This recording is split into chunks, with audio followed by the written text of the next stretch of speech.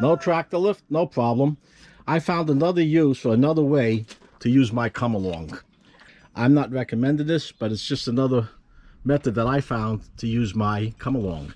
I have this little giant ladder that I had for years, and what I did was extend it up high so the base would be wide enough to get the tractor through.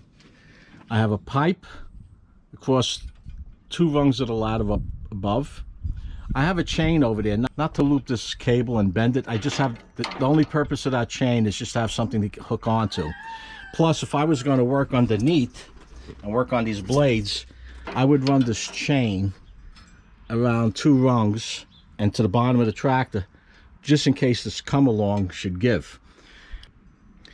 I do have another video, the link up above, showing how I used this come along when I was changing the blades on the tractor. I had it tied to a tree. I had the tractor jacked up with the come along. I also used the chain, again, just in case this come along should slip.